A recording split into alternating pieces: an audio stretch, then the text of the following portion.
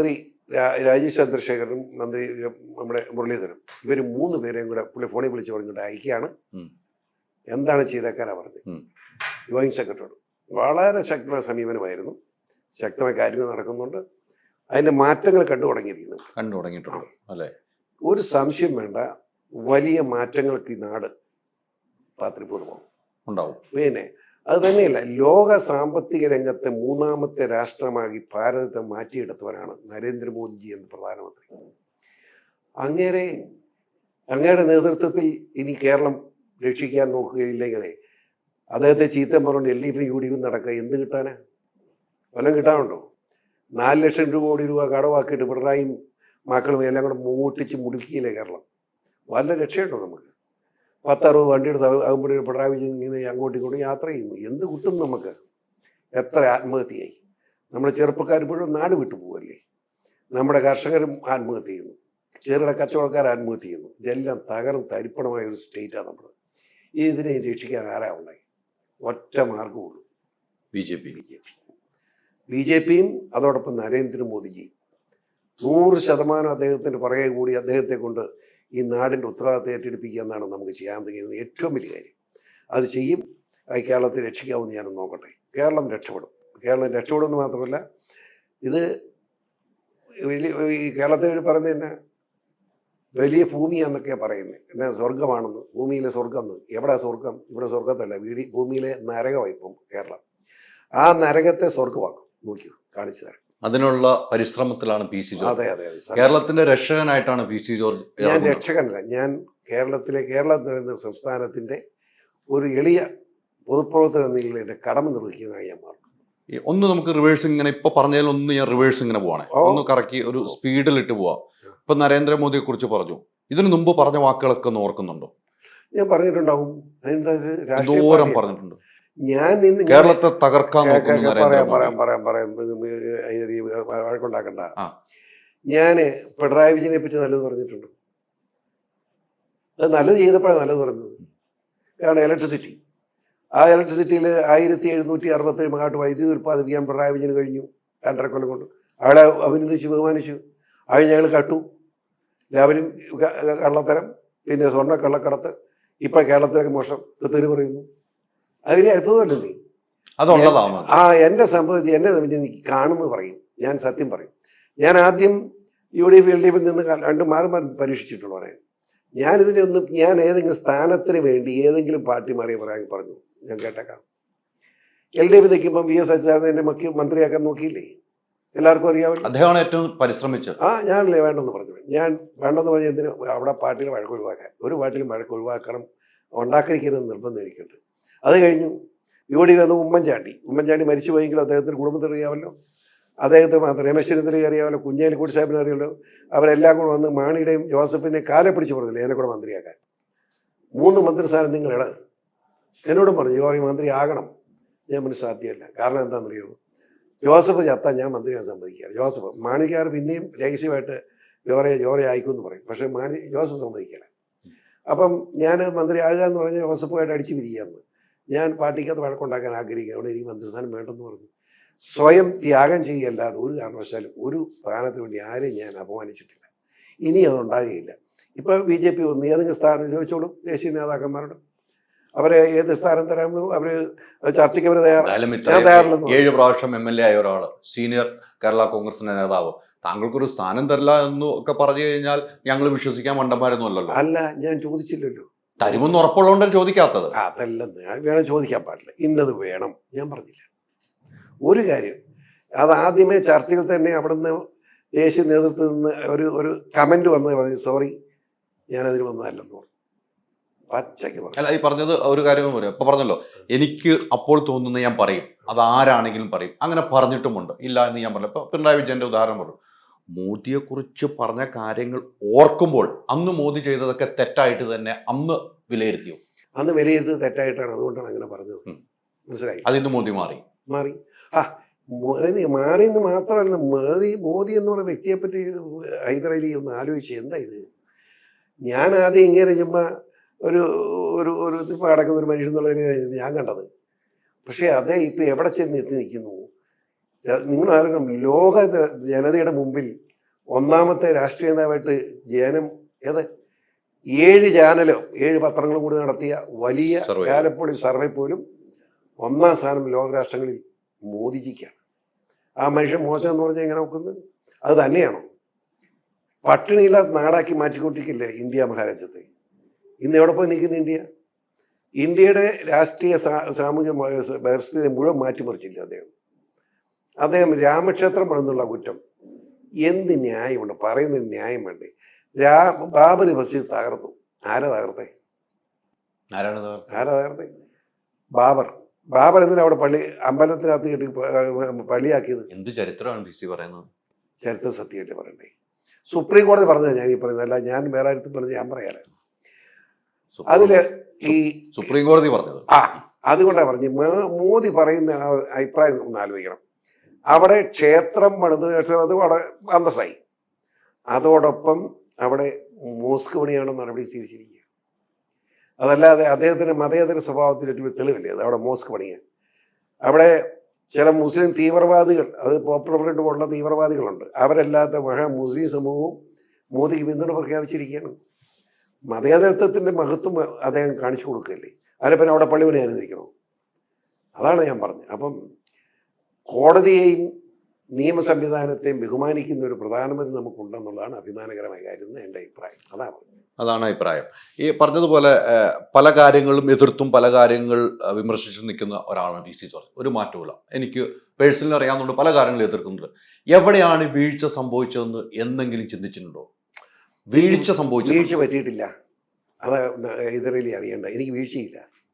കാരണം എന്താണെന്ന് വെച്ചാൽ ഞാൻ അന്നത്തെ ഒരു കാഴ്ചപ്പാടിൽ ഞാൻ മുന്നോട്ട് പോകുന്നു എൻ്റെ പ്രവർത്തനം. ആ പൊതുപ്രവർത്തനത്തിനകത്ത് ഞാൻ ആരുടെയെങ്കിലും ഏതെങ്കിലും സ്ഥാനം മേടിക്കാനോ ഏതെങ്കിലും സാമ്പത്തിക ലാഭത്തിനു വേണ്ടി ഒരു തീരുമാനം എടുത്തിട്ടില്ല.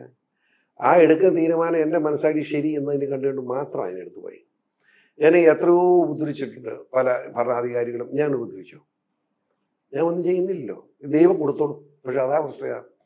ഞാൻ ഒരുത്തൻ്റെ മുഖത്ത് നോക്കി പ്രാഗിയാലാവും പോക്കാം, യാതൊരു സംശയം വേണ്ട. കാരണം എൻ്റെ മനസ്സ് അത്ര ശുദ്ധമാണ്. അങ്ങനെ പ്രാകാരമുണ്ടല്ലേ? പ്രാകാറുണ്ട്. ചില ആളുകളെ പ്രാഗിയിട്ടുണ്ട്. കൊണ്ടാ പറഞ്ഞു. അത് അനുഭവിച്ചുകൊണ്ടിരിക്കുക. ജനത്തിനെല്ലാം അറിയാം. അത് ചാനൽ ചർച്ച പറയുന്നത് ശരിയില്ലല്ലോ. അല്ല, അത് ആരാണെന്നൊക്കെ പറയുന്നത് കുഴപ്പമില്ല. അറിയാറുണ്ടല്ലേ? എങ്കിലും അറിയാത്തവർക്ക് അറിയുന്നത് നല്ലതല്ലേ?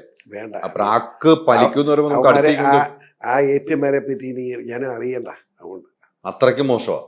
അത്ര മോശം അല്ലേ? അത്രയ്ക്ക് മോശമുള്ളവരാണ്. പണ്ട് പാർട്ടി ഓഫീസിൽ കയറി ഇറങ്ങി അല്ല, നമ്മുടെ ജില്ലാ പ്രസിഡന്റുമാരുടെ പുറകിലായിരുന്നു BJP നടന്നതെന്നാണ് പറഞ്ഞിരുന്നത്. BJPയിലേക്ക് വരൂ എന്ന് പറഞ്ഞു ഒരു വാർത്താ സമ്മേളനത്തിൽ പറഞ്ഞാണ്. ഒരു വാർത്താ സമ്മേളനത്തിൽ PC പറഞ്ഞല്ലോ. എത്ര കൊല്ലം മുമ്പ്? ഈ മോദി സർക്കാരിന്റെ സമയത്ത്. കഴിഞ്ഞ തവണ 10 കൊല്ലമായി മോദി സർക്കാർ BJPയിൽ വിളിച്ചുകൊണ്ടിരിക്കുകയായിരുന്നു. BJP വിളിച്ചു പറയാം. 2013 നമ്മുടെ ഈ നമ്മുടെ ഇദ്ദേഹത്തിന്റെ ഈ പ്രതിമ സ്ഥാപനമായിട്ടുള്ള ബന്ധപ്പെട്ടുള്ള BJP സംഘടിപ്പിച്ച പ്രോഗ്രാം ഉദ്ഘാടനം കോട്ടയത്ത് ചെയ്യാനായിരുന്നു. അന്ന് ഈ ബനിയൻ വിൽക്കുന്നുണ്ട്, സൗജന്യമായിട്ട് അവർ കൊടുത്ത്. ഞാനത് റിലീസ് ചെയ്ത് ബനിയൻ. അത് മോദിയുടെ പടമായിരുന്നു. അന്ന് വലിയ വാർത്തയായിരുന്നു. ഞാൻ വളരെ സന്തോഷത്തോടെ ഞാൻ പറയുകയും ചെയ്തല്ലോ. അന്ന് തൊട്ടൊരു ചായ ഉണ്ടായിരുന്നു. അന്ന് തൊട്ട് മോദിയുടെ പ്രവർത്തനം നല്ലതായി എന്ന് തോന്നിയ നിമിഷം മുതൽ അദ്ദേഹത്തോട് ബഹുമാനം. അത് കുറെ ആയില്ലേ ഇപ്പൊ തോന്നിയിട്ട്? ഒരു കുറച്ചു കാലമായി. കഴിഞ്ഞ ഇലക്ഷന് BJPക്ക് ഒന്ന് പിന്താങ്ങാമായിരുന്നു എന്ന് തോന്നിയോ? ഞാൻ അതും തോന്നില്ല. എനിക്ക് അവർ പിന്താങ്ങിയില്ലാത്തതുകൊണ്ട് എനിക്ക് നട്ടമൊന്നും വന്നില്ലല്ലോ. അവർ പിന്താങ്ങിയാൽ അവർക്ക് BJPയുടെ സ്ഥാനാർത്ഥി കിട്ടിയ 3000 താഴെ വോട്ടാ. ഇപ്പം പിന്താങ്ങിയാലും കുഴപ്പമൊന്നും. അത്ര വോട്ടുള്ളൂ BJPക്ക്? അല്ല, BJPയുടെ ആത്മാനുഭാവമുള്ള എനിക്ക് വോട്ട് ചെയ്യുന്ന ഉറപ്പല്ലേ? സംശയമില്ല. അതുകൊണ്ടാണ് ആ സ്ഥാനാർത്ഥിക്ക് 3000 വോട്ട് എന്ന് പറയുന്നത് അല്ലേ? പത്തനംതിട്ടയിലാണോ ലക്ഷ്യം? എനിക്കോ അങ്ങനെ ലക്ഷ്യമേ ഇല്ല. പത്തനംതിട്ടയിൽ നിൽക്കാൻ പാർട്ടി പറഞ്ഞാൽ നിൽക്കും, വിജയിക്കും എന്ന് ഉറപ്പ് 100% വിജയിക്കും. എന്താ വിഷയം? അതെങ്ങനെയാണ് PC വോട്ട് കൂട്ടി നോക്കുമ്പോൾ എങ്ങനെയാണ് PC അവിടെ ജയിക്കാൻ സാധ്യത? ഞാൻ മറ്റൊരു ഉദാഹരണം പറയാം. കഴിഞ്ഞ പാർലമെന്റ് തെരഞ്ഞെടുപ്പിൽ ജയിച്ച കോൺഗ്രസ് സ്ഥാനാർത്ഥിയേക്കാൾ 68,000 വോട്ടിന് താഴെയാണ് തോറ്റ സുരേന്ദ്രൻ. 68,000 കിട്ടിയോ? ഇടയ്ക്ക് CPM ഉണ്ട്, അത് വേറെ കാര്യം. ഇടയ്ക്ക് CPM ഉള്ള CPMന് കിട്ടാവുന്ന മാക്സിമം വോട്ടാന്ന് കിട്ടി. ഇനി CPM കുറയല്ല കൂടുതലാണ്. അപ്പോൾ ഈ 68,000-ൽ നിന്ന് ഒരു 35,000 വോട്ട് ഇങ്ങോട്ട് വിളിച്ചാൽ സുരേന്ദ്രന് പോയായിരുന്നെങ്കിൽ സുരേന്ദ്രൻ എം പി ആയിരുന്നു. അത് ഞാനാണെങ്കിൽ 1 ലക്ഷം കോടി ഞാൻ തിരിച്ചോളാം, പേടിക്കണ്ട, ധൈര്യമായിട്ട്. അത്ര ഉറപ്പാണ്. ഒരു സംശയം എന്താ, എല്ലാവർക്കും അറിയാമല്ലോ. ഇനി ഇലക്ഷന് നിർത്തി പരാജയപ്പെട്ടു, ഗവർണർ ആകാൻ വല്ല താല്പര്യമുണ്ടോ? എനിക്ക് പറ്റിയല്ല. പിന്നെ അതെന്നാന്ന് വെച്ചാൽ ഗവർണർ എനിക്ക് പറ്റിയല്ല പറയാൻ. ചുമ്മാ എങ്ങനെയാണെന്ന് വെച്ചാൽ ഒരു വലിയ ബ്രഹ്മാണ്ഡമായ കെട്ടിടം ഒറ്റ ചെയ്യുമ്പോൾ വായും പിടിച്ച് കുത്തിയിരിക്കുക, എന്നെ കൊണ്ട് പറ്റിയല്ല, ഒരിക്കലും സാധ്യമല്ല. ഒരു കാര്യമില്ല. എന്ത് ഗവർണർ സ്ഥാനം എന്ന് പറയുന്നത് ഒരു ഭരണഘടനാപരമായതുകൊണ്ട് ഇരുന്നോട്ടെ എന്നുള്ളൂ, ഇല്ല വേണ്ടെന്ന് പറയണമെന്നുള്ള അഭിപ്രായക്കാരുടെ. അതെ അല്ലേ? ഓരോ സ്റ്റേറ്റ്, UP ഒരു വലിയ സ്റ്റേറ്റില്ലേ, അവിടെ ഇപ്പം എല്ലാം പ്രസിഡന്റ് നോക്കാൻ പറ്റില്ല. അപ്പം അങ്ങനെ വരുമ്പം ഒരു സംവിധാനം എന്തെങ്കിലും ഗവർണർ പോട്ടെന്നേ അതേ പറ്റുള്ളൂ. ഇനിയിപ്പോൾ അത് മാറ്റാൻ പോയി അതിൽ കൂടുതൽ പ്രശ്നമാകും, ഗുണമില്ല, ആവശ്യമില്ലെന്ന് എൻ്റെ പ്രാധാന്യം. ഗവർണർ എന്ന് പറയുന്ന ഒരു അത്യാവശ്യമുള്ള കക്ഷി, ഒരു വസ്തുവല്ല എന്ന് വിചാരിച്ച് കേരളത്തിലെ പോലെ ഒരു ഗവർണറെ അപമാനിക്കുന്നതും ശരിയല്ല, അദ്ദേഹം ചെയ്യുന്നതും ശരിയല്ല. അദ്ദേഹം ചെയ്യുന്നത് ശരിയാകുന്നത് എവിടെയാണ്? അദ്ദേഹം ഒരു ഗവർണർ തെരുവിൽ ഇറങ്ങി കസേര ഇട്ടിരിക്കുക. എനിക്ക് ഏറ്റവും ഇഷ്ടപ്പെട്ടു ഒരു ഗവർണർക്ക് അതും ചെയ്യാൻ കഴിയും. PC ജോർജിന് ചീമട്ട എറിഞ്ഞിട്ടുണ്ടല്ലോ ഇല്ലേ? അത് PC ജോർജ് വണ്ടി പോകുമ്പോ ചീമട്ട തൊഴിൽ എറിഞ്ഞിട്ടുണ്ട്. PC ജോർജ് നാട് റോട്ടിൽ ഇറങ്ങിയോ? മാറി നിന്നിട്ട് ഇറങ്ങി. അത് ചീമട്ട എറിഞ്ഞപ്പോഴാണ്, ഗ്ലാസ്സിൽ വന്ന് വീണപ്പോഴാണ് PC ജോർജ് ഇറങ്ങി. ഇത് എവിടെയോ നിന്ന് കരികോടി കാണിച്ചു അവിടെ. അല്ലല്ല, ഈ ഗവർണറുടെ കാറിട്ടൊക്കെ അടിക്കാന്ന് പറഞ്ഞാൽ മര്യാദയല്ലേ നീ? അത് അതിൽ മനസ്സിലാക്കണം. പിണറായി വിജയന്റെ നേരിട്ടുള്ള നിർദ്ദേശത്തിന്റെ അടിസ്ഥാനത്തിൽ ഒരു പറ്റും കുട്ടിക്കുരങ്ങന്മാർ ചെയ്യുന്നതാണ്.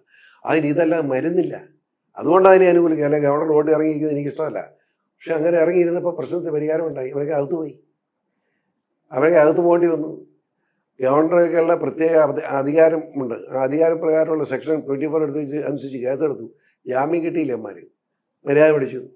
ഒരു പെണ്ണ് കിടന്ന് കരയുന്നില്ല അയ്യോ എന്നും പറഞ്ഞ്, വീട്ടിൽ പോലും പറയാതെ വന്ന് ഈ സഹാക്കന്മാരുടെ കുളത്തരത്തിന് പോയി കൊടുത്തതാണ്. കരഞ്ഞിട്ട് കാര്യം വല്ലതും ഉണ്ടോ? അപ്പം ഇത് ഇങ്ങനെ ഉണ്ട് എന്ന് ഈ ജനങ്ങൾ അറിയണമെങ്കിൽ ഇതിന് നടപടി വേണം. അതുകൊണ്ട് ആരിഫ് മുഹമ്മദ് ഖാനെ കുറ്റം പറഞ്ഞിട്ട് കാര്യമില്ല. അയാൾ RSS പ്രവർത്തകനാണ്, അയാളങ്ങനെ കൂടുന്നവനല്ല. അതാണ് അതിൻ്റെ സംഭവം. സ്വഭാവ വ്യത്യാസമല്ലേ? എത്രയോ പാർട്ടിയിൽ മാറി മാറി പോയതാണല്ലോ. അയാൾ ഇപ്പോഴും RSS അല്ല, പാർട്ടികൾ മാറി മാറി വന്നിട്ട് RSS കാരനാണ്. അല്ല, ആദ്യമല്ലേ അയാൾ RSSന്റെ ചെറുപ്പം പോലുള്ള RSS കാരനാണ് അയാൾ. പിന്നെ RJD അതിങ്ങനെ പാർട്ടിയിലേക്ക് നിന്നിരുന്നു. പക്ഷേ അവസാനം അയാൾ മന്ത്രിയായി. അത് കഴിഞ്ഞ് പിന്നെ ഇങ്ങനെ വന്നിട്ടുള്ളത് പക്ക RSS കാരൻ തന്നെയാണ്. അതെ, പക്ക RSS. ആ RSSന്റെ ഗുണമൊക്കെ ഇവിടെ കാണിക്കും. അതെ, MP എന്ന് അല്ല, ഇദ്ദേഹം അങ്ങനെ പേടിച്ചോടുകയെന്ന് ഞാൻ പറയാം. ഏത് പേടിച്ചോടില്ല? അതാണ് പറഞ്ഞത്, RSSന്റെ ഇവിടെ കാണിക്കും. ഒരു ഉദാഹരണം, ഈ RSS ഇതുപോലെ പ്രവർത്തിക്കുക. കേരളത്തിലെ ചരിത്രം ഒന്ന് ചോദിക്കുക. ഈ സഹാക്കന്മാരുടെ അവിടെ എത്ര വലുതാണ്. ആ ചന്ദ്രശേഖരനെ 52 വിട്ട് കിട്ടിയത് പോട്ടെ, നമുക്കെല്ലാവർക്കും അറിയാം. രമ എത്ര പ്രാവശ്യം കരഞ്ഞുകൊണ്ട് പറഞ്ഞിട്ടുണ്ട്. 200ഓളം RSS പ്രവർത്തകരെ ഈ പിണറായിയുടെ ഗുണ്ടകൾ വെട്ടിക്കൊണ്ടിട്ടുണ്ട്, അറിയാമോ? 200ഓളം RSS പ്രവർത്തകരെ. തീർന്നില്ല. പിണറായിയുടെ ഏറ്റവും പിന്തുണ കൊടുക്കുന്ന പോപ്പുലർ ഫ്രണ്ട് SDP, അവന്മാരുടെ ഗുണ്ടായുസം കൊണ്ട് 26 RSSകാർ മരിച്ചിട്ടുണ്ട് കേരളത്തിൽ. ഒന്ന് ആലോചിച്ച്. എന്നിട്ട് RSSനെ തകർക്കാൻ പറ്റുമോ? RSS ഇപ്പോൾ ശക്തമായിട്ട് പോവില്ലേ? കഴിഞ്ഞ ദിവസമല്ലേ 15 പോപ്പുലർ ഫ്രണ്ടുകാരോട് ഒരുമിച്ച് തൂക്കാൻ മരിച്ചത്. ഒരു പാവപ്പെട്ട നല്ലവനായ നാട്ടിലെ ജനകീയനായ ഒരു RSS നേതാവിനെയാണ് ഉമ്മാൻ വെട്ടിക്കുന്ന ഒരു കില. ആ ഭാര്യയുടെ കുഞ്ഞിൻ്റെ അമ്മയുടെ മുന്നെ വെച്ച്. നികൃഷ്ടന്മാരാണെന്ന് ഇവന്മാർ. ഒരു സംശയം, പിണറായി നികൃഷ്ടനാണ്. BJPയിലേക്ക് ചേക്കേറിയപ്പോൾ RSSും BJP ആയിട്ടുള്ള ആത്മബന്ധം എങ്ങനെയെന്ന് പഠിച്ചിരുന്നു? എനിക്ക് അത് ഞാൻ പറയാം, ആത്മബന്ധം അത് പഠിക്കാറായില്ലല്ലോ. അത് BJP രാഷ്ട്രീയ പാർട്ടിയാണ്. RSS എന്ന് പറഞ്ഞ സ്വയംസേവാ സംഘമാണ്. അവർ ഇങ്ങനെ എല്ലാ കാര്യത്തിലും രാഷ്ട്രീയ കാര്യത്തിലും ഇടപെടാറില്ല. പക്ഷേ BJPയുടെ നേതാക്കന്മാർ സെറ്റായ നിലയിൽ പോകുന്നുണ്ടാൽ നിയന്ത്രിക്കാൻ അവർ മടിക്കുകയില്ല. ഞാൻ അവരെയൊക്കെ ടീക്കുള്ള എൻ്റെ അഭിപ്രായം അതാണ്. മോശമല്ല, അവർ നന്നായി വരട്ടെ. അപ്പോൾ PC ജോർജിൻ്റെ മുകളിലൊക്കെ RSSനൊരു നോട്ടവും കൈയും ഉണ്ടാവും. എല്ലാവരുടെയും നോട്ടം കൈ എൻ്റെ നില വേണമെന്നാണ് ഞാൻ പറയുന്നത്. അല്ലെ ഞാൻ നന്നാകണ്ടേ, തെറ്റാകാൻ പാടില്ല. നന്നായി പോകണമെങ്കിൽ എല്ലാവരും അരി ഉൾപ്പെടെ എന്നെ നോക്കിക്കോണമെന്ന് ഞാൻ പറയുന്നത്. അല്ല, PC ജോർജിനെ പണ്ട് പറയണ്ട്, എന്തിനാ അപ്പ എന്നെ തന്നെ ഞാൻ എത്ര നന്നായി നന്നാവില്ല എന്ന് പറയണ പോലെയാണ്. എവിടെ കയറിയാലും എന്തും പറഞ്ഞുകൊണ്ടിരിക്കുന്ന ആളാണ് PC ജോർജ്. അല്ല, ഇതായി കുഴപ്പം. ഞാൻ പറഞ്ഞതെല്ലാം കറക്റ്റ് അല്ലേ? നീ എന്തിനാ ഇങ്ങനെ പറയുന്നത്? ഞാൻ പറഞ്ഞൊക്കെ ശരിയല്ലേ? ശരി പറയുമ്പോൾ പിന്നെ അങ്ങനെ പറയുന്ന ഒരു കാര്യമുണ്ടോ? PC ജോർജിന് ഒരു പാളിച്ച പറ്റിയത് ഞാൻ കണ്ട്. ഒരു ഫോൺ സംഭാഷണം പുറത്തു പോയതാണ് PC ജോർജിന്റെ ലൈഫിന് ഒന്ന് പ്രശ്നമായത്. ഏതാന്ന് പറഞ്ഞു? ചക്കര എന്നുള്ള വിളി. എന്റെ ദൈവം, ഞാൻ എല്ലാ പെണ്ണുങ്ങളും ചക്കര എന്നാ വിളിക്കുന്നത്. അത് കടന്നു പോയെന്ന് തോന്നിയോ? ആ ചക്കര വിളി ഇപ്പോഴും ആ കൊച്ചിന് ചക്കര പെട്ടെന്ന്. പിന്നെ എന്തിനാണ് അത് ലീക്ക് ഔട്ട് ആയി പോയത്? ലീക്ക് ഔട്ട് ആയപ്പോൾ ഞാൻ എൻ്റെ മോള് ആർക്കും കൊടുക്കുമല്ലോ, ഒളിച്ചു വെച്ചോളം വല്ലതുണ്ടോ? ഉം. അത് ആരെ അവളെ കേൾപ്പിച്ചോളാൻ പറഞ്ഞാൽ ഞാൻ ചക്കരപ്പണിന്ന്. അവളെ മാത്രമല്ല, ഞാൻ എൻ്റെ കുഞ്ഞു വെച്ചുണ്ട് അമ്മുക്കുട്ടിയും ചക്കരയെന്ന് വിളിക്കും, ചക്കര കൊച്ചെന്ന് വിളിക്കും. എത്ര പെണ്ണുങ്ങളെ ഞാൻ ചക്കരപ്പണ്ണെന്ന് വിളിക്കുന്നത്? അതിന് ഒരു സ്നേഹം, ആ സ്നേഹം കൊടുക്കുന്നത്. എനിക്ക് ആ പെണ്ണിൻ്റെ പേര് പറയാൻ പാടില്ലാത്ത പറഞ്ഞത്, അവളോട് എനിക്ക് വൈരാഗ്യമില്ല. പാവം ശുദ്ധിയായ പെൺകുട്ടി, അവളെ നശിപ്പിച്ചില്ല നാറി രാഷ്ട്രീയക്കാരെല്ലാം കൂടെ. എനിക്ക് അവളോട് ആ കൊച്ചോട് സഹതാപമാണ്. അതുകൂടെ അതിനെപ്പറ്റി പറഞ്ഞത് ശരിയല്ലല്ലോ. അതുപോലെ തന്നെ മറ്റൊരു ഫോൺ കോളും വാങ്ങി. ഏതാ? ഈരാറ്റുപേട്ടയിൽ നിന്നൊരു ഫോൺ കോള്. മുസ്ലിം